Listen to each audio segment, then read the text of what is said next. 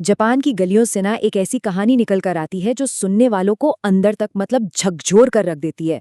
तो चलिए आज हम सब मिलकर इस खौफनाक शहरी किंवदंती कुचिसाके ओना यानी फटे मुंह वाली औरत की दास्तान को समझते हैं।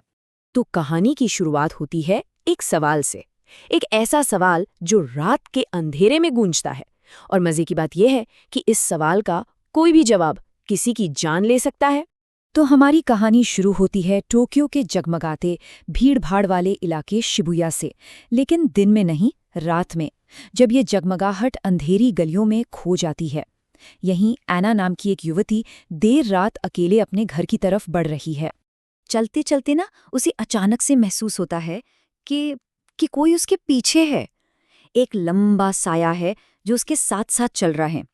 पर जब वो घबराकर पलट कर देखती है तो वहां कोई नहीं होता।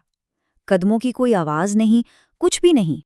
और तभी एकदम से अचानक एक लंबे ओवरकोट में एक औरत उसके ठीक सामने आ खड़ी होती है। उसका चेहरा एक सर्जिकल मास्क और लंबे बालों से ढका हुआ है। और फिर वो एक सवाल पूछती है, एक ऐसा सवाल जो सुनने में तो बहुत सीधा साधा है पर उतना ही जानलेवा भी। उसकी आवाज में एक अजीब सी ठंडक है जो कानों में चुभ जाती है। देखिए, ये एक खतरनाक खेल है। यहाँ हर शब्द किसी की किस्मत तय करता है, लेकिन यहाँ मजे की बात यह है कि कोई सही या गलत जवाब है ही नहीं।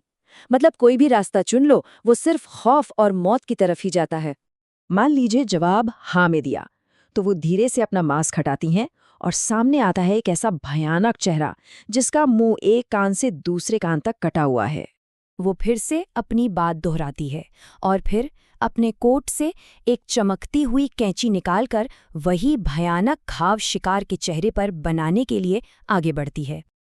और अगर जवाब ना में दिया तो बस उसका गुस्सा 7वें आसमान पर पहुंच जाता है। वो उसी कैंची से फौरन हमला कर देती है, क्योंकि अपनी सुंदरता पर वो कोई भी सवाल बर्दाश्त नहीं कर सकती। ऐना की मौत उस शहर में होने वाली कई भयानक और अनसुलझी हत्याओं की बस एक शुरुआत थी।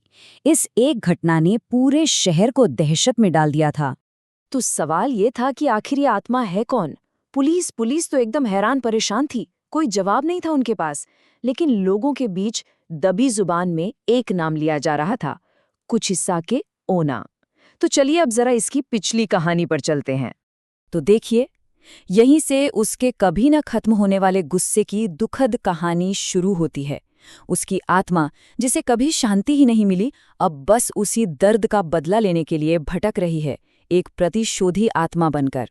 अब जैसे जैसे शहर में मौतें बढ़ने लगीं, शहर के एक पुजारी जिनका नाम था होशुमा, उन्होंने फैसला किया कि बस बहुत हुआ। इस खून खराबे को रोकने के लिए उन्हें उस आत्मा का सामना करना ही होगा। तो वो उसी अंधेरी गली में उसका इंतजार करते हैं। और जैसे ही वो आत्मा सामने आकर अपना सवाल पूछती है और अपना भयानक चेहरा दिखाती है, होशुमा अपने आध्यात्मिक हथियार मतलब नमक और तावीज़ उस पर फेंक देते हैं। नमक और ताबीज के छूते ही वो आत्मा एक जोरदार भयानक चीख मारती है और धुंध में गायब हो जाती है। होशुमा को एक पल के लिए लगता है कि चलो शहर बच गया, वो कामयाब हो गए। लेकिन ये तो बस तूफान से पहले की शांति थी। असल में वो आत्मा हारी नहीं थी, बल्कि इस हमले ने उसे पहले से कहीं ज्यादा गुस्सैल और ताकतवर बना दिया था। उसी रात होशुमा को एक बहुत ही भयानक सपना आता है। सपने में कुचिसाके ओना उसे सीधे सीधे चेतावनी देती है कि उसका असली बदला तो अब शुरू होगा। और अब वो सच में और ज्यादा शक्तिशाली हो गई थी। देखिए, वो सिर्फ अंधेरी गलियों तक ही सीमित नहीं थी। नहीं, अब वो कहीं भी किसी भी वक्त मतलब टेक्नोलॉजी के जरिए भी हमला कर सकती थी। होशुमा अब तक समझ चुके थे कि उनकी पहली कोशिश ने सब कुछ ठीक करने के बजाय और बिगाड़ दिया है। अब इसे खत्म करने का सिर्फ एक और आखिरी मौका था, और इसलिए वो आखिरी बार उसका सामना करने के लिए उसी गली में लौटते हैं। वो आत्मा फिर से उसके सामने आती है। इस बार उसकी आवाज़ पहले से भी ज्यादा ठंडी और जानलेवा थी। वो अपना वही सवाल दोहराती है, लेकिन इस बार होशुमा सीधे हाँ या ना में जवाब नहीं देते। इसके बजाय वो उस औरत की आत्मा से बात करते हैं जो वो कभी हुआ करती थी। वो उसे याद दिलाते हैं कि उसकी इस हालत का, उसकी इस ट्रेजेडी का असली कारण क्या था। और फिर वो एक पवित्र आईना निकालते हैं और सीधा उसके सामने कर देते हैं। अब उस आत्मा को मजबूरन अपनी ही उस बिगड़ी हुई भयानक छवि का सामना करना पड़ता है। वो छवि जो उसके पति के पागलपन का नतीजा थी।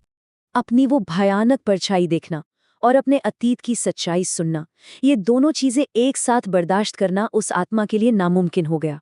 और बस एक आखिरी दर्दनाक चीख के साथ वो हमेशा हमेशा के लिए धुएं में बदल जाती है।